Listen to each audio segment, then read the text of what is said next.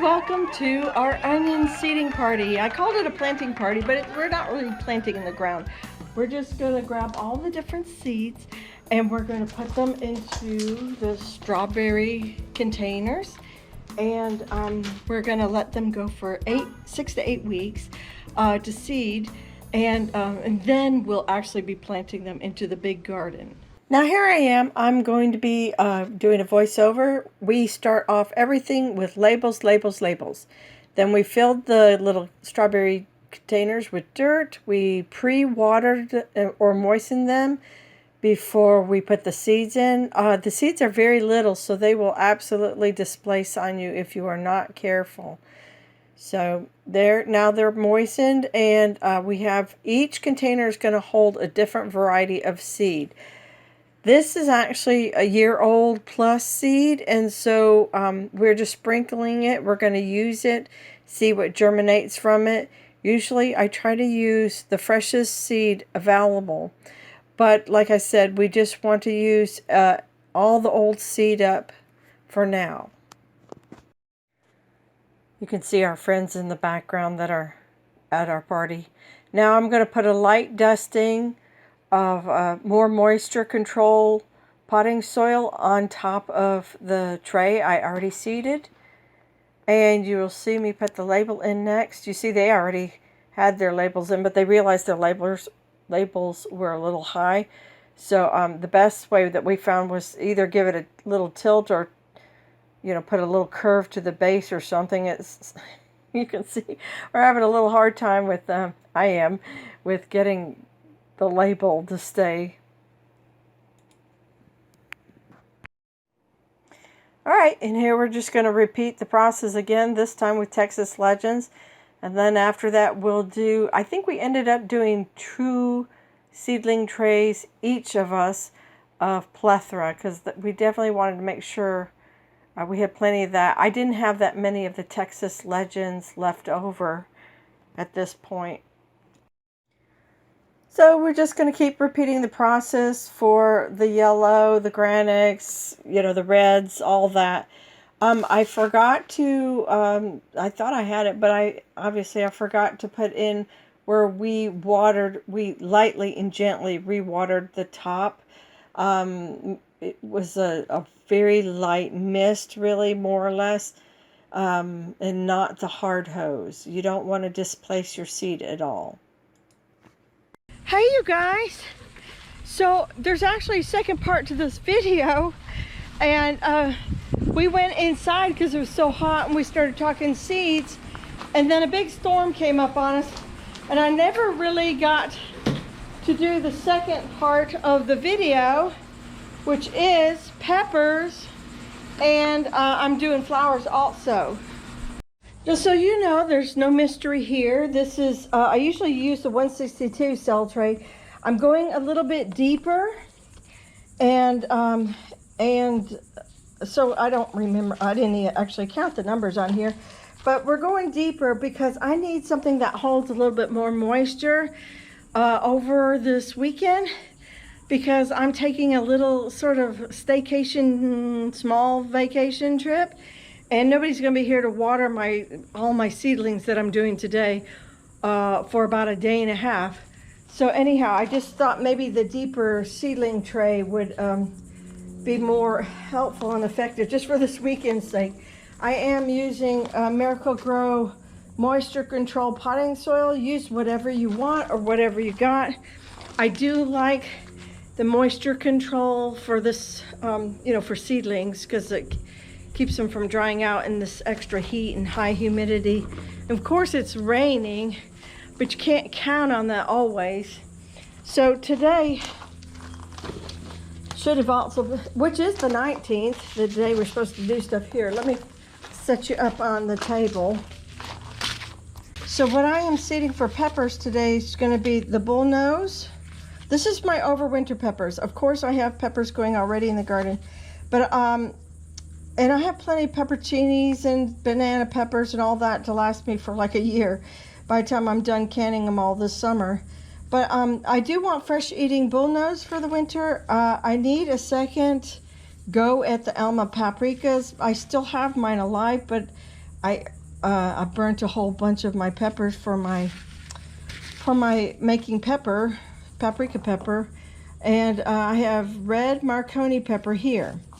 That's brand new seed.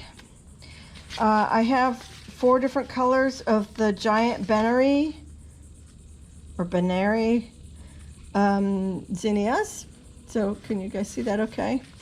And then I'm gonna go ahead and make a second run at the sunflowers. So as you may have known if you've been with me a little while, we did all 3 of these varieties, the Firecracker, Sun Gold, and Pro Cut Lemon, and put them in the ground. And actually these 2 did really well. This one did not grow its full height and probably wasn't in enough sun, and it bloomed really early. It had plenty of blooms, that wasn't the problem. It just didn't grow its full height, and so my vision really didn't work out as far as tiers in this flower bed. But so I'm going to put some more of those in, and just for a kick, so I'm going to do some cosmos, and we'll just stick them in wherever for the winter. Be sure to always label all of your seeds. Don't expect yourself to remember anything the minute you walk away from your tray. So I find that unless you have a garden marker that holds onto the ink, don't use a Sharpie, because Sharpies will just fade, and then you'll be in that position of not knowing what in the world you grew. And so I find a pencil actually holds your information just as well as a garden marker, and it's not nearly as expensive.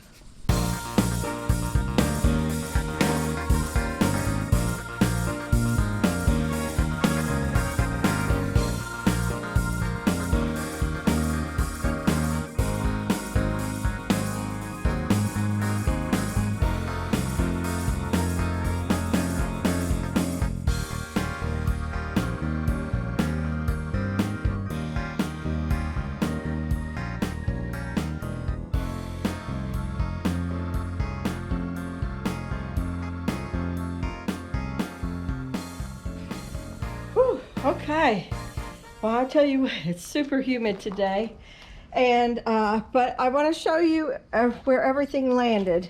And I did end up having to go into 162 cell tray for the flower part, well, for the sunflower part. So on this end, and I'm just going to kind of keep the camera, there's nothing really exciting up in the trays, so I'll keep the camera on the picture. So Pro Cut Lemon Sunflowers, Firecracker Sunflowers, Dwarf Sun Gold Sunflowers, Sensation Cosmos, and that's really probably more or less going to be up front in the butterfly garden. And then over here we have 2 rows of red Marconi pepper, then 1 row of Alma paprika, and 2 rows of bullnose pepper. Oh, sorry, that's what they look like. And then we're going to move on to the coral giant zinnia, the yellow, the pink, and the 2 limes. I have 2 of lime, and those have all been watered. And I just noticed that my onions are starting to dry out, so I'm going to water my onions a little bit more because that soil was awfully dry yesterday, and it's just going to take a little bit before it's absorbed in everything, all the water, and then it'll stay moist a little bit better for us in the future days. So anyhow, you guys, I just wanted to give you a proper bye and let you know that our onion seeding party has been done and had. It was wonderful, very successful. The peppers are also done today. They're supposed to be done on the same day. And I just threw in some flowers. I don't know what the zinnias are. They are 75 days to maturity. I know most of the suncrackers were 60 and 60 for the Firecracker and for the Pro Cut. But then the little dwarf ones were like 80 days. So that, plus you're adding a little bit of decreased sunlight, but not by much because we're just still in July. It's not like we're in December. But that's going to get us started, because some of these, the peppers and onions do take a couple of weeks before you even think about putting them in the garden. And so when we transplant them, we want them all real nice and big and ready to go. And then you know, especially if you're north of me and you do have a real frost coming, that gives you just enough time to get a good fruit set and get everything going and start harvesting before your frost comes to you in December or January. So anyhow, you guys take care. God bless. It's so good being with you today and having a planting party. I hope you had one in your location too. If you took pictures or documented your planting party in any way, or your seeding party for the onions and peppers, please hashtag onion party. And I would love to look you guys up and feature some of your photos in our next video or two. Talk to you later. Bye.